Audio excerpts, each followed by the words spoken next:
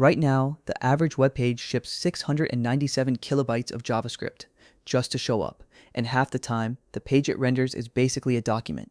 Some text, a few buttons, a form. That is the exact job PHP was already doing in 2004, with none of the weight.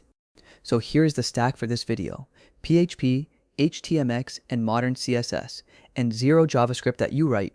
And for a huge range of apps, it loads faster than the React version. That is the whole claim. Start with HTMX. It is one script tag, about 16 kilobytes, and it has zero dependencies. You are not writing JavaScript with it. You write attributes, right there on your HTML. PHP stays on the server, turns your data into finished HTML, and sends that straight down the wire. And Modern CSS now handles the dropdowns, modals, and tabs that used to demand a framework. None of it needs a build step, so there is nothing to install or compile before it ships. Let me show you which piece does which job and exactly why dropping all that JavaScript makes it fast. Let us name the enemy first. The median web page in 2025 weighs about 2.3 megabytes, and the single heaviest slice of that is JavaScript, 697 kilobytes of it, right at the middle of the web. That is code your phone has to download, parse, and run before the page is really usable, and you feel that as time. The bundle downloads, the framework boots, the app builds itself in memory, and only then does the button you are staring at actually respond. On a mid-range phone on real mobile data, that gap can be several seconds of a page that looks ready but is not. The frustrating part is that most of that work is the browser redoing what the server already did. It downloads a bundle, rebuilds the page in memory, then reattaches all the behavior in a step the React world politely calls hydration. Your CPU is busy reconstructing a page that could have just arrived finished, which brings me to the least fashionable tool in web development, PHP. It has one job it has always been good at: take some data and turn it into HTML.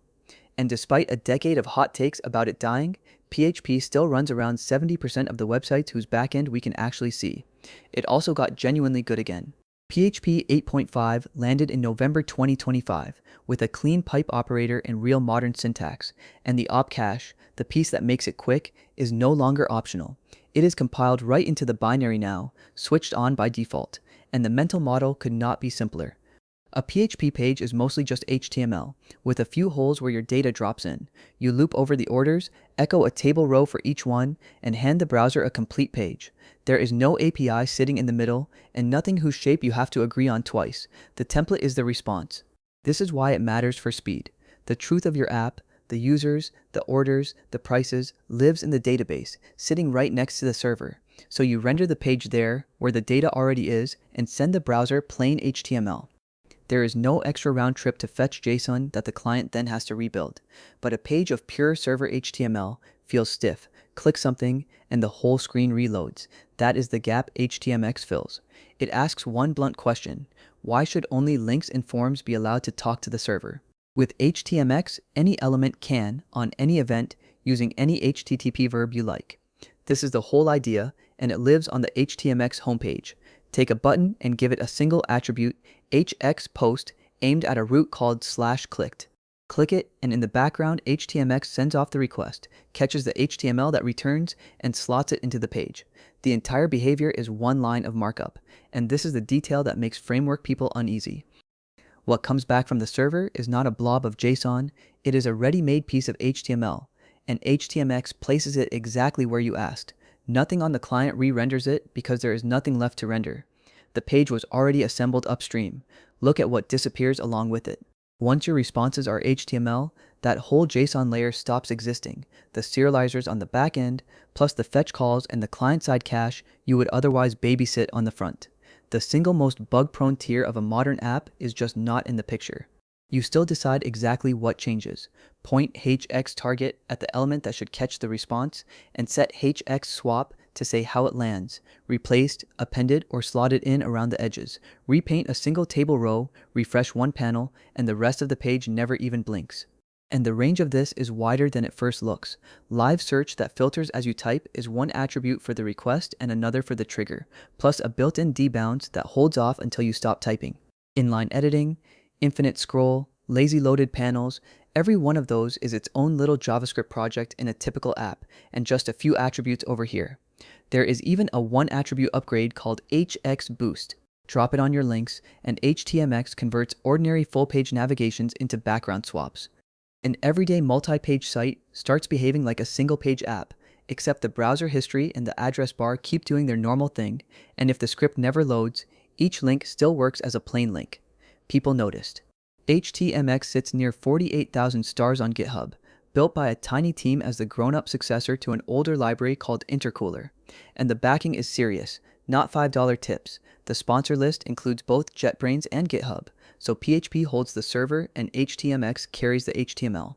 That leaves the little client-side moments, a menu opening, a tab switching, a modal appearing. The old answer to those was Alpine, or jQuery, or a slab of React. In 2026, the new answer is that CSS itself grew up. Take the one people said was impossible. For 20 years, CSS could not style a parent based on its children, so you reached for JavaScript.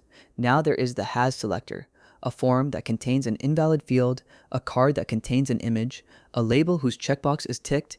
CSS can see all of it and react. That is real state with no script behind it. Modals used to mean a library, React modal, Bootstrap, jQuery UI. Now the browser ships a real one. The dialog element gives you a proper backdrop, focus trapping, escape to close, and accessibility, all built in. It has worked in the major browsers since 2022. Dropdowns, tooltips, and menus are the same story. The popover attribute gives you click outside to close and correct stacking on top of everything else without a single line of JavaScript. That one has shipped everywhere since 2024. Accordions are almost funny. The details and summary tags have handed you a fully accessible, keyboard-friendly expandable section since 2011. We spent 15 years rebuilding that with click handlers, and it was sitting in the browser the whole time. The layout tricks caught up too. Container queries let a component style itself based on the space it is actually in, instead of the size of the whole screen. And native nesting removed the main reason anyone reached for Sass. Both are plain CSS now, without a preprocessor or a build step. There are scroll-driven animations as well. A progress bar that fills as you read, an element that fades in as it enters the viewport, effects that used to need an intersection observer, and a chunk of JavaScript now run from a couple of CSS lines on the browser, tied straight to the scroll. The one that genuinely surprised me is view transitions. A couple of lines of CSS and moving between two ordinary pages gets a smooth animated crossfade, the exact single-page feel people install entire frameworks to get. The cross-page version became usable in Chrome and Safari during 2026. Now count what just moved into the browser itself.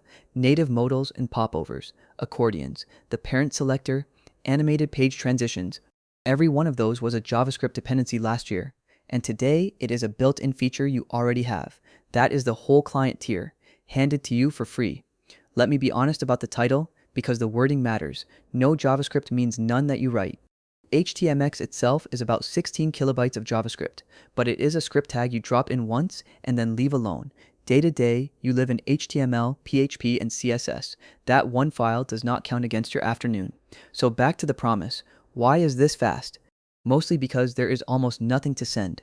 The browser gets finished HTML and roughly 16 kilobytes of HTMX instead of the 600 plus kilobytes of framework the median site hands over. Less to download is simply less to wait for. And what does arrive does not need a second pass. The browser is not hydrating a bundle or diffing a virtual DOM or booting a component tree. The first paint is just the finished content the server already sent. The page is usable the moment it lands, not a second and a half later. The interactions are cheap for a subtle reason too. When a dialog opens or a menu pops, that is CSS running on the browser compositor, not JavaScript competing for the main thread. So the interface stays smooth even while the rest of the page is busy doing something else. And this is not a thought experiment. A team took a real in-production React front-end and rebuilt it on exactly this approach. Same product, same features, nothing trimmed to make the demo flattering. When they were done, the front end was 67% smaller.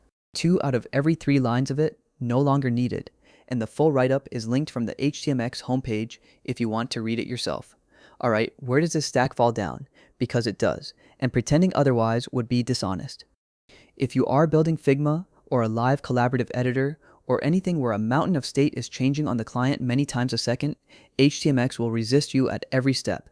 That is precisely the job a heavy framework exists to do, and there you should absolutely use one. So who should reach for this? Start with anything server-rendered, Laravel, Rails, Django, Go, any backend whose natural output is already HTML. Then add the solo builders and small teams who would rather ship a feature this week than burn it configuring a bundler to reach the same place.